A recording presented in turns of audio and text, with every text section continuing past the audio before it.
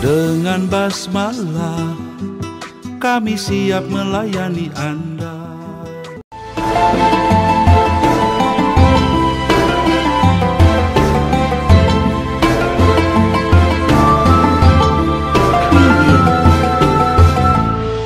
Yakum bitaqwallah faqad fazal muttaqun. A'udzu billahi minasyaitonir rajim. Ya ayyuhalladzina amanu taqullaha haqqa tuqatih wa la tamutunna illa wa antum muslimun. Wahai orang-orang yang beriman, bertakwalah kepada Allah dengan sesungguhnya, dan janganlah kalian mati kecuali dalam keadaan Islam. Mari kita awali senantiasa menghayatkan puji syukur kepada Allah atas segala limpahan rahmatnya, karunia-Nya kepada kita. Ya, terlebih nikmat yang sampai saat ini alhamdulillah kita masih istiqomah, ya, punya iman, rasa takut kepada Allah, senantiasa melakukan perbaikan diri, evaluasi diri, dan terus mempercepat, ya, proses menuju ridhonya, rahmatnya, menuju keimanan yang sempurna. Dan tentunya itulah yang goalnya sesungguhnya hidup itu. Bagaimana hidup ini mencapai target puncak keimanan, puncak ketakwaan, ya. Maka tidak ada lain tentunya kita senantiasa bersyukur kepadanya. Salawat dan salam teruntuk junjungan kita Nabi Muhammad sallallahu alaihi wasallam, keluarganya, para sahabat, para tabi'in, dan kita yang setia sampai akhir zaman insyaallah. Dalam fenomena, ya, kondisi sekarang ini, ya, kita lihat, ya, berbagai ketidakadilan, kezaliman, ya, ketidaktenangan, ketidaknyamanan, sangat-sangat mempengaruhi kehidupan kita, bangsa Indonesia secara umum ini. Dan itu tentunya ada sebabnya, ada sumbernya, yaitu munculnya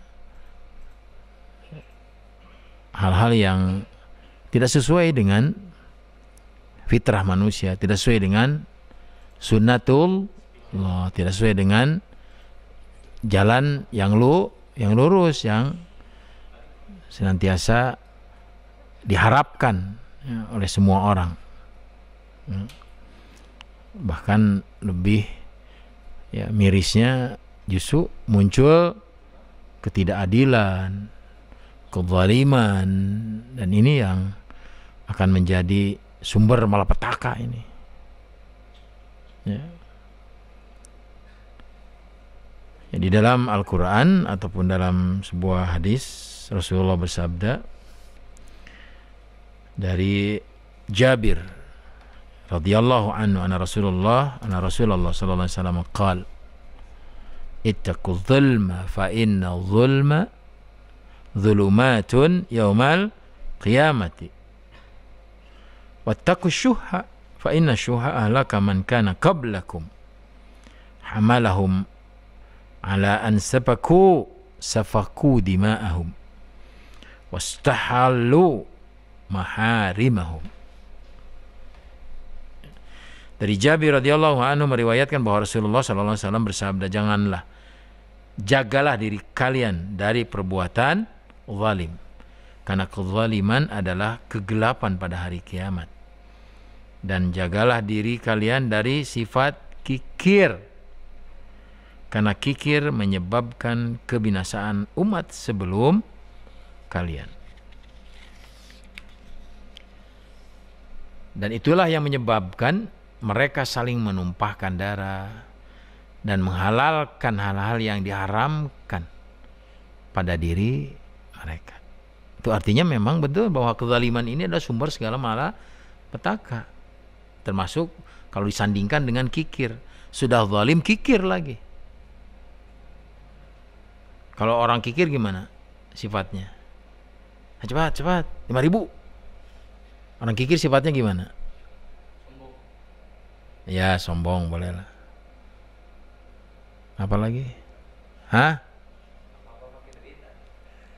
Iyalah, apa-apa pakai duit pastilah. Orang kikir itu rakus, serakah, hawak, orang Sunda bilang itu ya. Tidak peka, hilang feelingnya, itu hilang, simpatinya hilang, empatinya kepada orang hilang. Yang ada adalah bagaimana dia mengeruk kekayaan dengan cara apapun tanpa berpikir halal atau haram. Itulah kerakusan. Setelah itu baru muncul kesewenang-wenangan. Orang rakus tuh, orang kikir tuh. Itu akibat dari kezaliman tuh.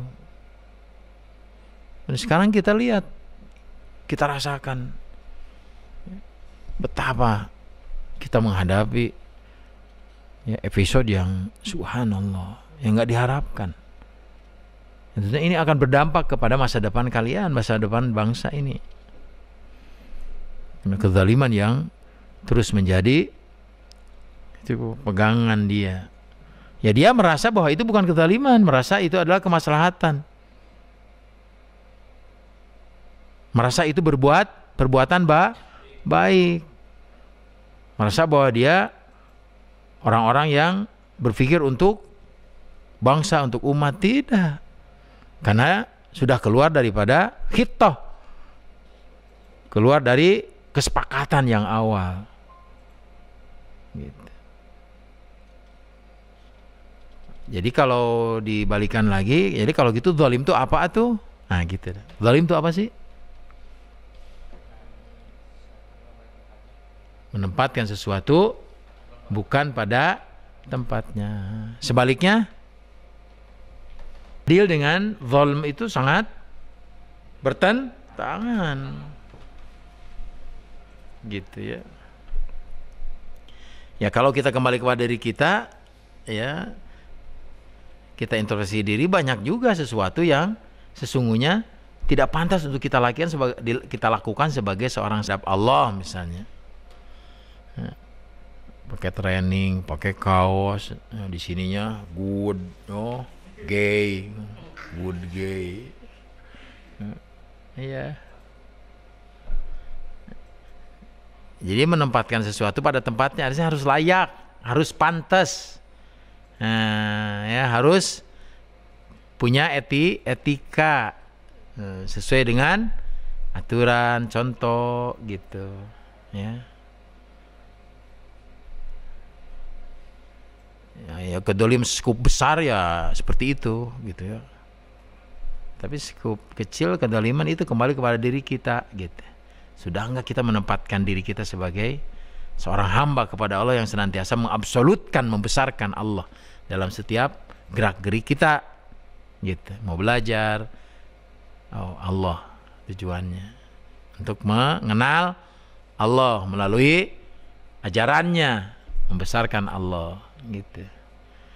Kadang kita kan tulus aja begitu ya, tidak, harus betul-betul dirancang gitu, kerangka ininya harus benar gitu. Jadi dalam Al-Quran juga surat Fatir, ya Allah menegaskan bahwa di antara manusia itu ada 3 kelompok. Zalimun li nafsihi, ya, muqtasidun, wasabikun bil khairat. Tuh begitu. Dalam Al-Quran tuh ada. Jadi kelompok manusia itu ada yang zalimun li nafsihi, adalah kemaksiatan gitu, arogansi gitu tuh. Zalimun li nafsihi itu, lihat orang Tidak ada dalam pikirannya itu bagaimana saya harus tunduk kepada Allah, taat, tawadu, syukur, nggak ada.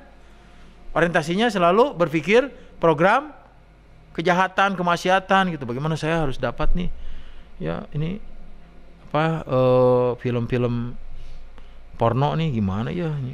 Otaknya itu begitu, tiap hari, tiap malam begitu saja.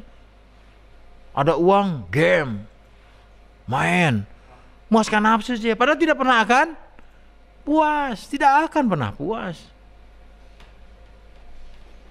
Gitu. Apa dia bahagia? Orang begitu? Tidak, justru sengsara dia, tertekan dia, uring-uringan dia, pusing, tidak tenang, tidak nyaman, gitu kan? Hidup, aduh kumaha gitu. Yang pada akhirnya zalimun li nafsi itu akan mengakibatkan pada itu tuh. Yamutul qalb. Apa yamutul qalb itu? Mati hatinya. Karena yang ada adalah dikendalikan oleh nafsunya. Sehingga orientasi dalam program hidupnya itu selalu memang programnya HD hebat gitu. Hari ini harus dapat rada gelis, wah, rada bule, wah, rada genut, wah, rada terus. Besoknya lagi kemana-mana itu begitu aja. Dan orang begitu pasti akan mendapatkan. Kenapa? Karena ada gelombang-gelombang magnet setan yang membackup dia, sehingga dapat aja orang begitu tuh. Dapat. Kan di dunia ini ada dua, ada kebaikan, ada keburukan. Kebaikan itu malaikat, keburukan itu setan. Pasti dapat. Dan ini akan selamanya sampai akhir kiamat. Ada baik, ada buruk. Ada halal, ada haram. Gitu. Ada bahagia, ada susah. Gitu. Ada duka, ada senang. Itu pasti sampai sana. Nah, tinggal kita mau diposisikan di mana? Siapa yang akan menjadi sumber pengendali kita ini? Apa akal kita? Hati kita? Nafsu kita? Terserah kita milih mana. Nah, itu orang zalim li nafsi itu selalu orientasinya itu memuaskan nafsu dalam pikirannya itu. Sehingga hidupnya itu penuh dengan gelimang dosa. Gitu ya, berlumur dosa. Tapi karena dia sudah menikmatinya, akhirnya dianggap biasa, dianggap benar. Nah, sekarang ini terjadi. Yang buruk itu diulang-ulang jadi seolah-olah benar, kan begitu di TV. Yang buruk diulang-ulang terus jadi kalau salah benar. Yang benar disalahkan, yang benar di cut, yang salah di backup, yang salah nggak boleh. Yang benar terus dikurangi, akhirnya jadi salah gitu.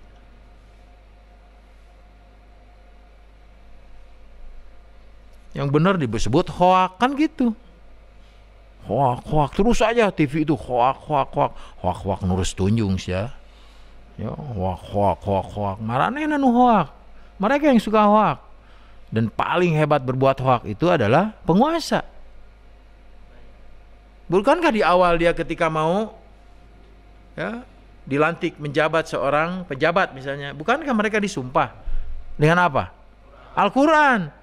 Demi Allah, demi Tuhan tuh. Oh, jadi demi hantu, pantesan atuh. Kelakuan anak kawas setan, kawas iblis. Nggak sadar kalau sumpah itu adalah sebuah pernyataan kesungguhan kepada Allah. Dia berbuat menyeleweng. Bohong nggak itu hoak? Bohong tuh. Bohong sumpahnya tuh gitu. Demi Tuhan gitu. Kami berjanji akan menyenangkan, membangkitkan, mengangkat derajat bangsa, melindungi, menjaga, memelihara rakyat. Padahal di nahatena menyengser ini hese nyebut menyengsarakan ge. Menyengsarakan. Karena hatenya sudah memang kusut. Itu kan sudah hoak itu, hoak banget itu. Harusnya dia berpikir bahwa sumpah Al-Quran itu luar biasa itu.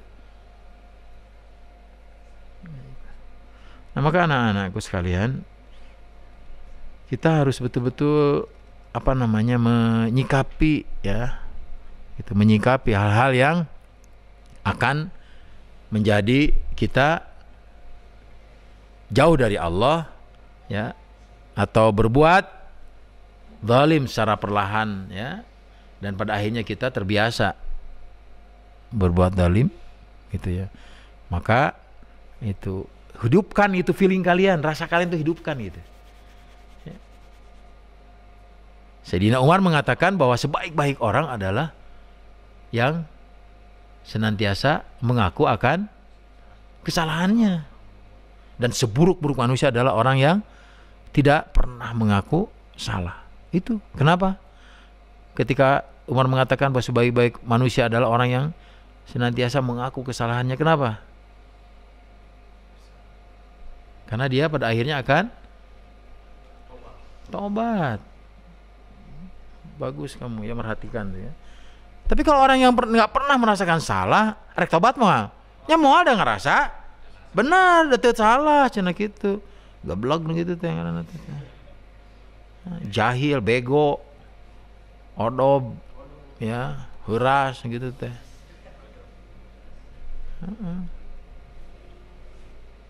Maka latih gitu perasaan kamu tuh, latih ketika buat salah.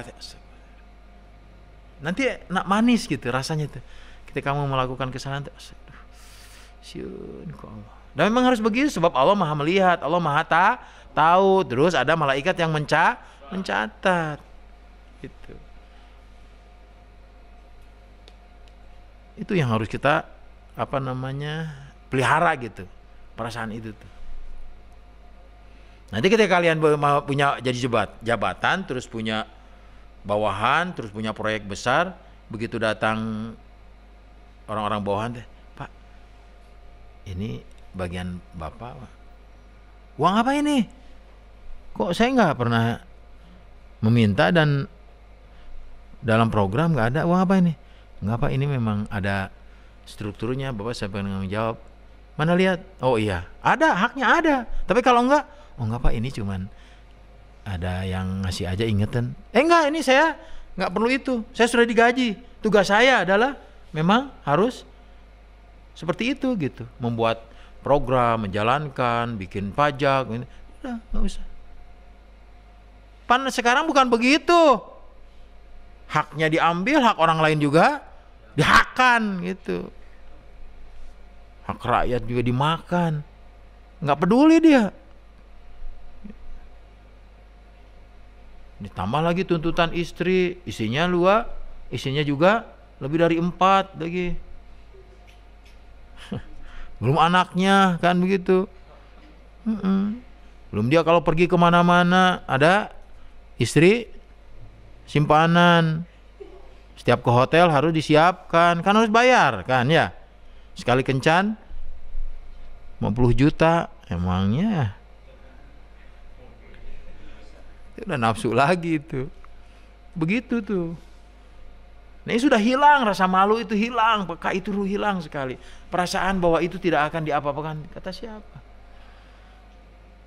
Al halalu yuhasabu wal haramu yu'aqabu. Yang halal saya dihisab, apalagi yang haram. Lihat. Dihisab yang halal juga itu. Nggak ada yang tidak kena hisab. Itu masuk saya gitu, karena istighfar sebut. Ya Allah ya. Ya makanya ketika boleh jadi itu uang agak sedikit subhat, tidak jelas gitu ya. Walaupun ada bagiannya, ya kita perbanyak sedekah lah. Ada anuci sedekah gitu, sama tukang sapu di jalan gitu ya, sama keluarga, sama tukang dagang gitu. Gimana sedekah sama tukang dagang? Ya beli dia. Mang berapa mang?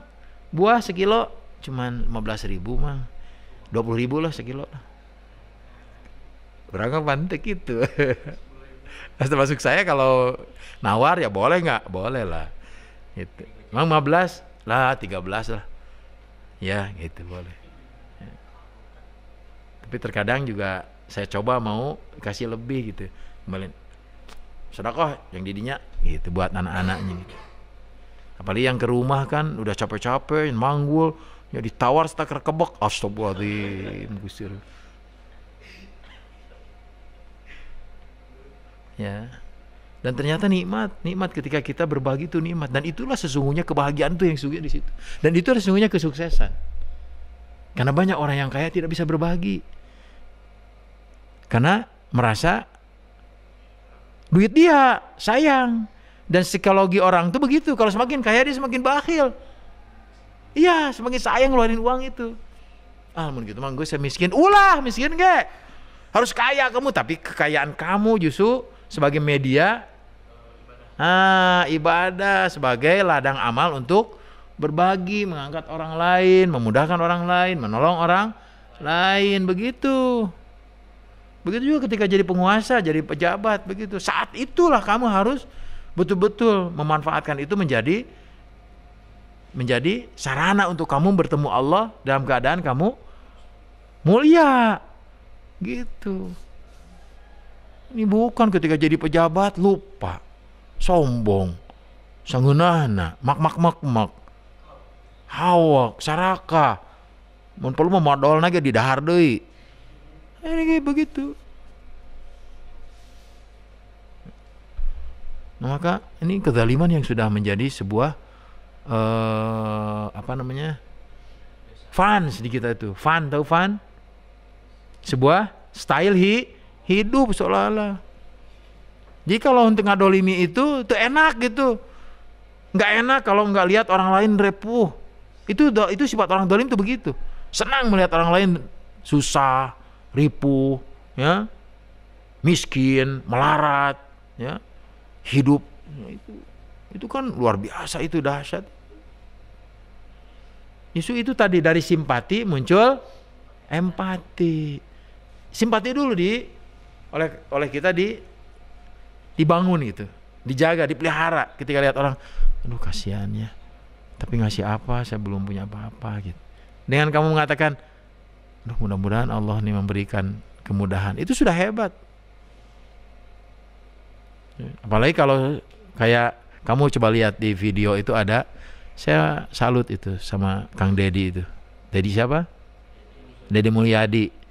Ya dari sisi itu dia luar biasa. Terlepas dia mau ditayangkan jadi ria, terlepas.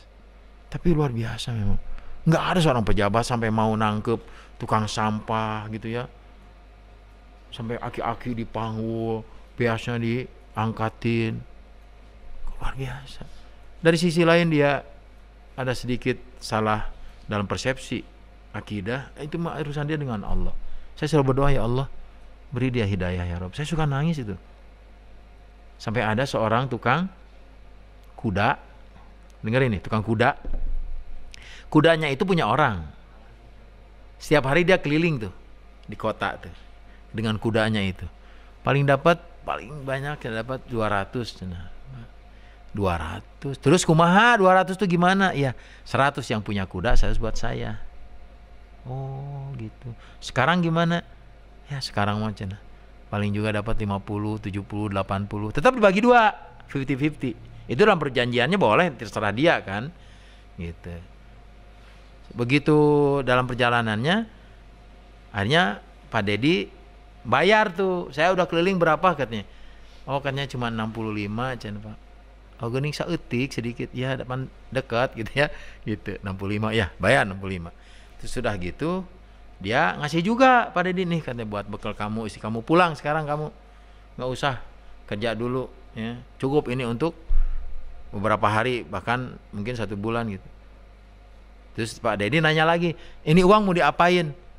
Iya Pak, saya bagi 2 dengan orang yang punya kuda. Jangan, itu mah hak kamu, bukan dari usaha ngelilingin kuda, itu hak kamu gitu. Bayangkan lihat orang jujur itu. Orang kampung tuh luar biasa, lihat mereka tuh nggak pernah mereka belajar tentang kedoliman, tapi kenapa feelingnya itu hidup, instingnya itu cerdas, itu yang paling penting.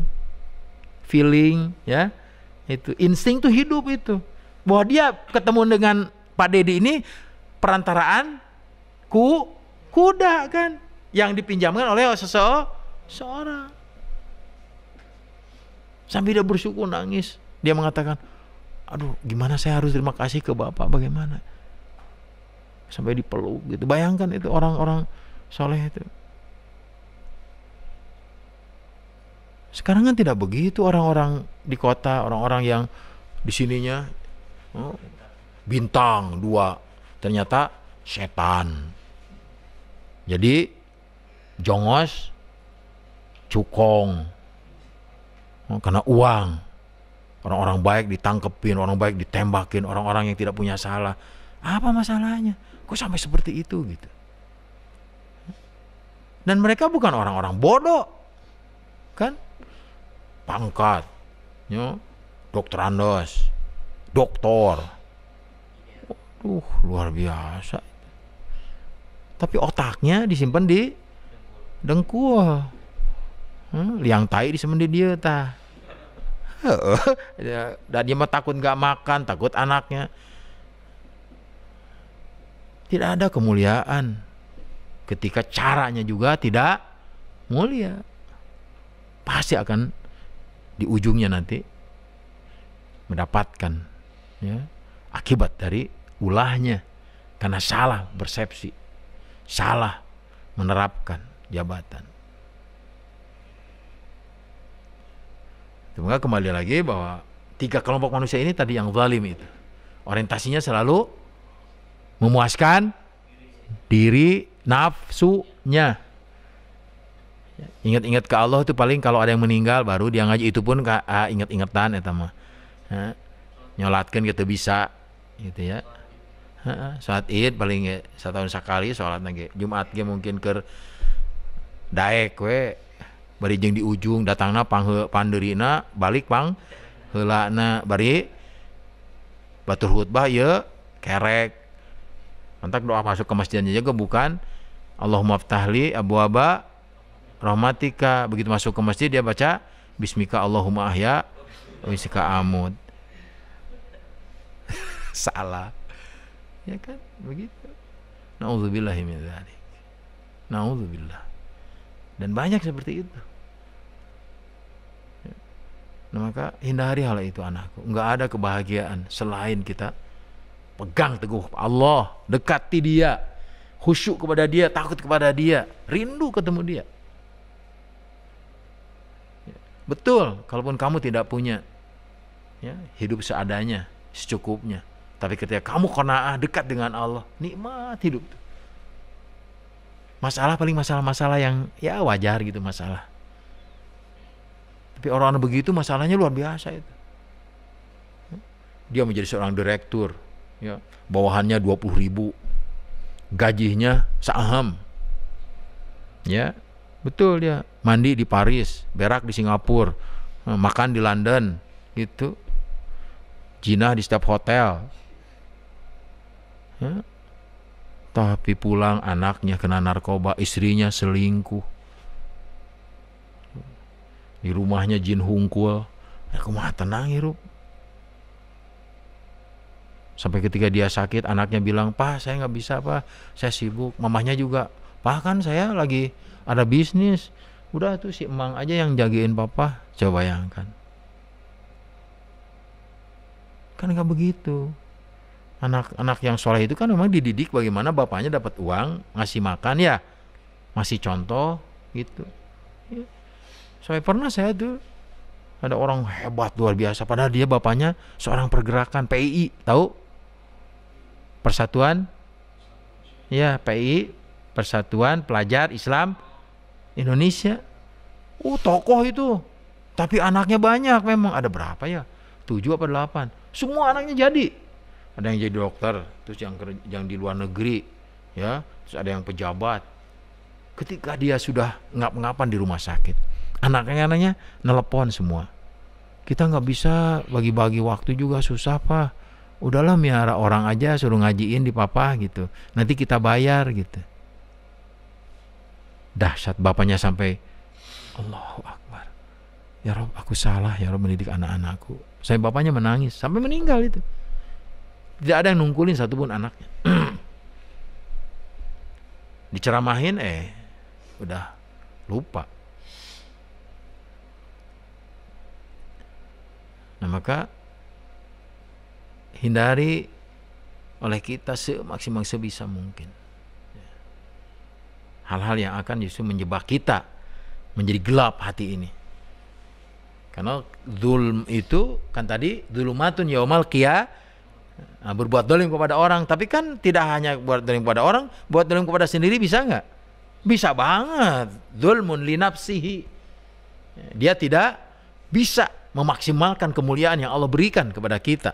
Diberi akal kita, ya, diberi panca indera, diberi insting, diberi perasaan, diberi lengkap kita. Kok nggak digunakan dengan baik, nggak dimanfaatkan, nggak dimaksimalkan untuk belajar mengenal Allah, belajar gitu, bersyukur, belajar sabar, belajar taat kepada Allah tanpa reserve, gitu, tanpa tawar-tawar, kan begitu.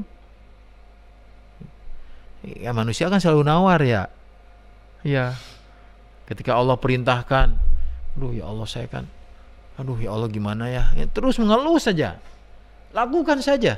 Ketika memang sudah dilakukan secara sungguh-sungguh akhirnya juga belum bisa, itu memang seperti itu kita, kemampuan kita. Ya, sebab memang tidak ada manusia yang mampu 100% dengan sempurna melaksanakan perintah Allah. Tidak ada yang bisa. Tidak ada satupun kecuali Rasul. Sholat aja kita sholat, kan kadang kita begitu kalau lagi sadar, lagi baiknya, lagi moodnya bagus kan sholatnya enakan. Allahu Akbar, Bismillahirrahmanirrahim, enak, fokus. Tapi kalau nggak ada masalah, kalau lagi ada masalah kan, atau lagi boring, atau lagi hatinya kalut, bahwa tetap kita harus berusaha maksimal. Itu betul harus. Kan tadi Ustaz bilang apa? Ittaqullaha haqqa tuqatihi, bertakwalah pada Allah dengan sekuat tenagamu, sekuat, sesungguhnya. Tentunya dengan berusaha, sungguh, niat, korbankan diri, gitu kan? Iya. Tapi enak nanti akhirnya gitu. Kan ada orang yang bilang, bosan tak jadi jelema soleh teh, sana gitu. Bosan jadi jelema soleh. Emang Allah rugian gitu? Enggak. Kita mau iman semuanya sedunia, Allah mulia, tetap Allah maha sempurna, tidak nambahan. Seluruh manusia kafir, dolim, penjinah, pemabok, wah hancur aja manusia, tidak ada yang iman. Allah jadi hina? Enggak akan mempengaruhi. Allah tetap mulia, Allah tetap suci, maha suci Allah. Keimanan kita, ketakwaan kita, amal soleh dan kebaikan kita, tidak ada masalah dengan kemuliaan Allah. Yang ada justru kita jadi mulia atau kita jadi hina karena perilaku kita sendiri, gitu maksudnya. Jadi sholatnya jangan Allah, bukan buat kamu sendiri, agar kamu bisa menggapai rahmat Allah, begitu maksudnya. Nah, maka hindari ini zalimun li nafsihi. Gunakan waktu, gunakan tenaga, gunakan pikiran dengan sebaik-baiknya. Ketika ada kesalahan yang itu sebagai manusia biasa selalu ada salah, selalu ada kekurangan, kehilapan, istighfar, cepat astagfirullah, ya Allah ya Allah. Begitu. Makanya senantiasa diiringi doa-doa dalam setiap saat itu. Nah, doa saya yang selalu kasihan sama kamu itu baca itu, nanti kamu akan merasakan itu. Apa doa yang saya kasihin sama kamu? Siapa yang belum hafal? Hafal enggak? Ayo, yang pertama. Allahumma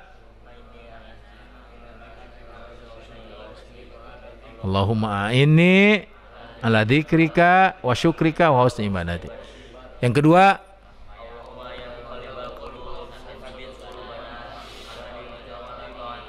Allahumma ya muqallibal qulub, yang membolak-balik lihat Allah yang boleh. Sabit, teguhkan, kuatkan kalbi, hatiku, kulubana, hati-hatiku, nggak apa-apa, ala dinika, dalam berpegang teguh agamamu, wa ala ta'atika, dan ketaatan kepadamu. Hanya itu, lihat, orang taat itu luar biasa itu. Nah, baru untuk yang dunianya, nah itu tadi. Yang ketiga apa?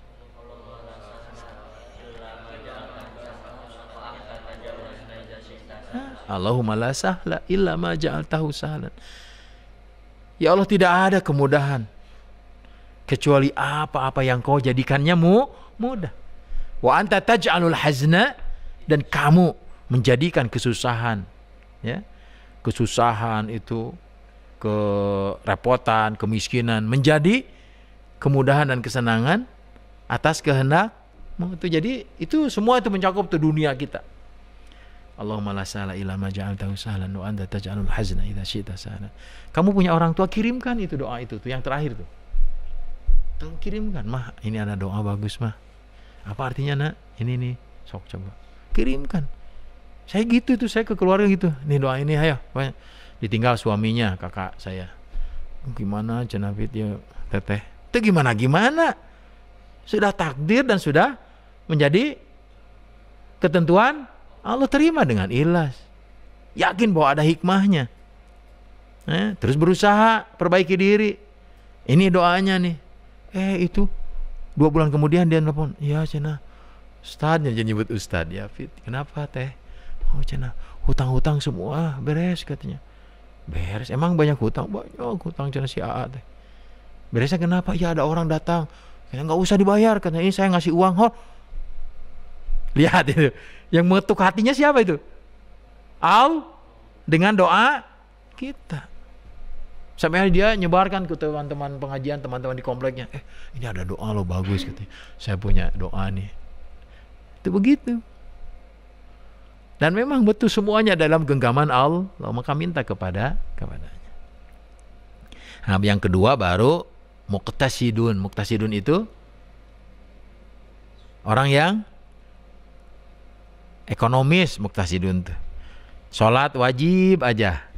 Saum aja gitu. Muqtasidun mah di tengah-tengah dia. Ya, pokoknya dia menyelesaikan kewajiban aja udah aja, itu muqtasidun itu. Tapi tetap dia juga pada akhirnya kalau enggak hati-hati dia orientasinya juga dunia akhirnya. Gitu. Tapi masih mending daripada yang tadi. Dolimun nafsi yang luar biasa hidupnya itu gelap. Ya, sisi gelapnya itu luar biasa itu ya. Uring-uringan ya, tidak nyaman, tidak damai, tidak tenang, itu orang dolim itu begitu. Nah, orang muqtasid ya sederhana aja, orang muqtasid ya asal melaksanakan begitu, dia malah udahlah gitu. Tapi masih mending lah gitu, dia masih ingat Tuhan gitu ya, ada sisi baiknya gitu. Walau kadang dia juga berbuat maksiat tapi balik lagi. Kadang STMJ, apa STMJ itu? Sholat terus, maksiat jalan. STMJ, kita kan suka minum STMJ. STMJ itu apa sih? Susu, jahe, teh, telur, ya telur madu, STMJ. STMJ ini bukan lagi ya. Salat jalan, maksiat jalan gitu. Nah, enggak juga. Ya. Muqtasid ini. Nah, baru yang terakhir itu yang paling hebat, sabikun bil khairat. Dia sudah jauh. Sabaktum ya. Sabkon tawila, kamu mah sudah melangkah jauh ke sana.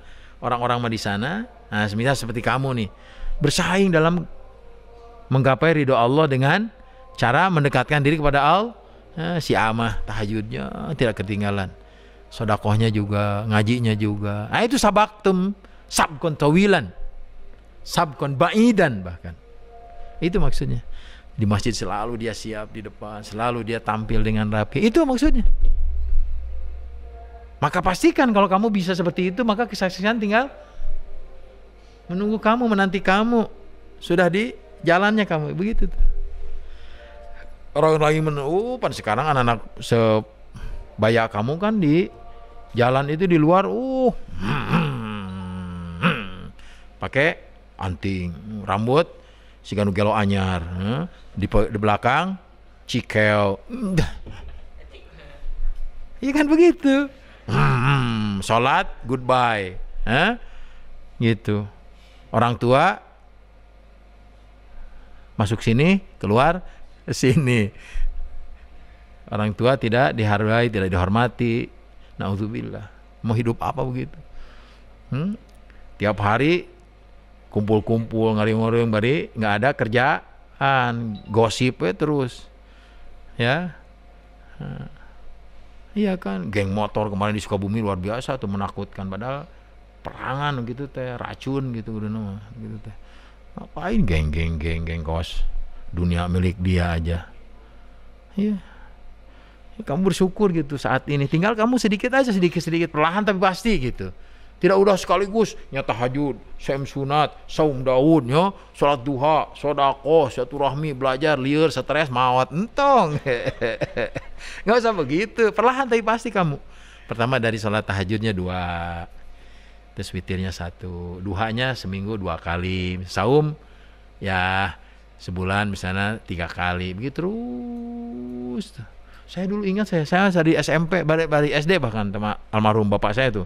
Dia tentara galak tapi ini sekali dia concern banget. Dia kalau saum tuh kita dikasih hadiah. Bapak saya tuh padahal orangnya SMP aja. Ya SMP lulus sih, tapi dia jadi Hizbullah dulu. Saum Senin Kemis, saum Daud, saum tengah bulan. Terus tahajud. Ya jam 4 udah bangun, mandi. Terus sholat, masjid adzan. Ngaji, pulang bersih. Gitu. Terasa banget itu. Kekuatannya itu terasa banget itu, sampai kemana sekolah, biaya apapun dia selalu bilang mudah duit mah, katanya gitu. Itu katanya benghar Allah gitu, nggak pernah dia bicara aduh kumaha duit ke gontor pergi kumaha biaya nak, tau mikir biaya Allah begitu, dia selalu begitu. Ke luar negeri berangkat. Dan saya kan ke luar negeri bertiga tuh, saya tuh keluarga. Padahal bapak saya dagang apa dia mah? Dagang kulhu kayak itu kan dia. Ya ngajinya dia jadi masjid aja, ngajar anak-anak kecil. Tapi begitu janji Allah kan. Barang siapa yang taat kepadaku, intan surullah yan sur, barang siapa yang membela agamaku maka aku akan tolong kamu. Ihfadillaha yahfadka. Jaga hak Allah, maka aku akan jaga hak kamu. Mau apa kamu? Asal benar haknya. Asal benar kamu. Begitu. Gitu. Ternyata benar gitu. Tidak ada yang terhianati. Sebab Allah, innallaha la yukhliful mi'ad. Allah tidak akan mengingkari janjinya, termasuk bagi orang-orang yang zalim. Jadi kalau sabaqtum sabqan ba'ida itu maksudnya kamu sudah melangkah ke depan lebih daripada generasimu, begitu. Gitu maksudnya. Jadi tadi zalimun li nafsihi itu yang amuradul aut-autan. Yang kedua orang yang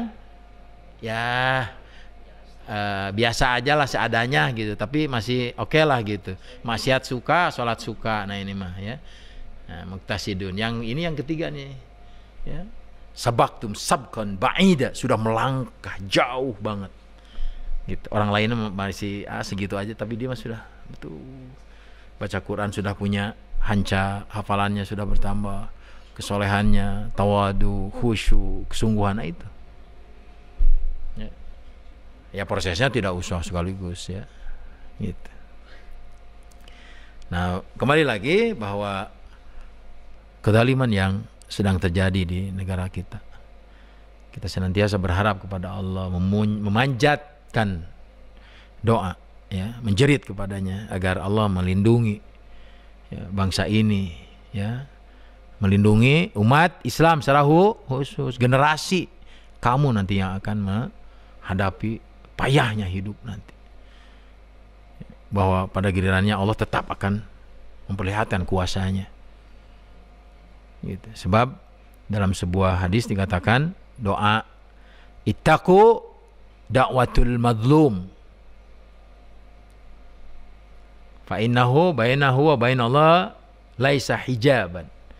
Jadi takutlah kepada doanya seorang yang terzalimi, karena dia dengan Allah tidak ada penghalang. Bayangkan satu saja itu doanya dikabul itu, apalagi Bukan ribuan lagi, jutaan rakyat berdoa, ya Allah, lindungi kami ya Rabb, muliakan kami, tolong kami, gitu kan? Gitu. Sehatkan kami, sejahterakan kami ya Rabb, dan hancurkan orang-orang zalim, mujrimin, munafikin, musyrikin. Musuh kamu dan musuh kami, musuh agamamu ya Rabb, Engkau yang maha kuasa. Satu saja didolimi, doanya dikabul, apalagi jutaan, luar biasa ini. Dan pasti ada yang dikabul, pasti. Makanya kamu juga kalau berdoa itu, ya, sering-sering berdoa itu. Tidak terus, saya mah bosan nggak doa. Justru sebab Allah akan mengabulkan saat tertentu doa-doa kamu tuh. Ada pasti doa yang dikabulkan, ada pasti. Gitu maksudnya. Nanti kisah yang lain yang dari riwayat ini, jadi ada seorang nelayan yang sedang kepayahan, ya, miskin, anaknya nangis, kelaparan, akhirnya dia, ya bismillah, melangkah menuju laut, dapatlah ikan dijaring. Di tengah jalan, dalam kebahagiaan dia dapat ikan, karena dia terbayang nanti anak saya gembira, tersenyum, ya bisa tidur, ya nyenyak gitu ya. Ada raja mengambil ikannya dengan karena raja ini suka ikan. Gitu. Setelah dia mengambil, ya raja, gitu ya, penguasa mungkin, aduh, nggak usah diambil lah, jangan diambil, ini untuk anakku yang sedang kelaparan di rumah, menangis. Dia nggak dengar, ambil aja itu, sama pengawal diambil. Begitu di rumahnya kata istrinya, ini ikan enak sekali nih. Nah gitu ya, hanya disodorkanlah ikan itu kepada si raja itu. Begitu mau ngambil, apa masih hidup, apa sudah makan, yang penting dia kena gigi taringnya itu. Tahu-taunya itu racunnya luar biasa ikan itu. Sampai setelah makan, setelah habis dia denyut-denyut, sampai hanya bengkak, akhirnya busuk. Dia ambil dokter, potong, masih terasa juga ternyata. Akhirnya dipotong sampai sini, masih terasa juga, potong sampai sini. Dia berpikir dan memanggil orang-orang ahli hikmah, orang ustad lah ya, yang benar, tapi bukan ustad-ustad bayaran, ustad-ustad resep nipu, bukan. Sabdukun, ya, bukan. Katanya, coba ingat kamu pernah berbuat apa dan kepada siapa? Oh iya, ikan itu dari anak. Dipanggil lah orang itu, ceritanya dipanggil. Kamu benar yang dulu diambil ikan? Iya betul. Tapi saya sudah lupa, katanya, sudah memaafkannya. Padahal udah lama itu. Oh gitu. Tapi apa sih yang kamu katakan, katanya? Dari doamu itu untuk raja ini. Saya enggak berdoa untuknya, hanya saya mengatakan, ya Allah, raja sudah memperlihatkan kuasanya, maka Rabb perlihatkan kuasamu kepadanya. Karti itu terhadapnya, ya Allah, raja sudah melihatkan kekuasaannya kepadaku dengan memaksa, maksudnya ya. Dan maka ya Allah, perlihatkan kuasamu kepadanya. Begitu saja. Baru si raja terdiam. Oh benar ya Allah. Coba tepiraku kata jos cucuk lah ya, tapi sampai ke sini. Dan setelah sini juga dia masih khawatir. Padahal sudah sehat, khawatir, gelisah gitu. Takut ke sini. Udah ke sini pasti ke sini susah. Sama ini potong iya hulu.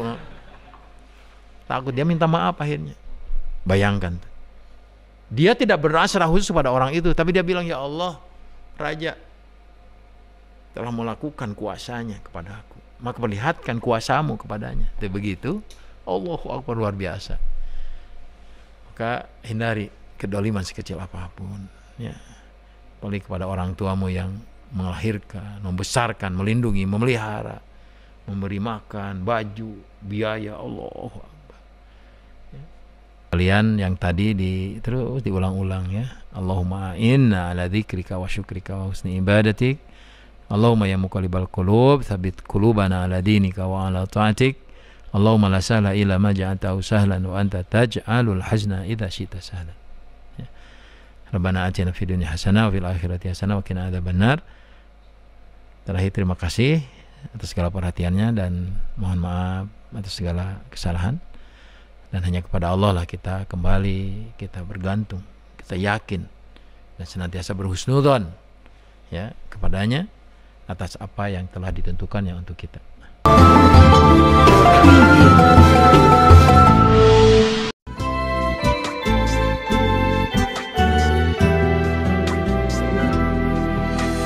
Dengan basmalah kami siap melayani Anda.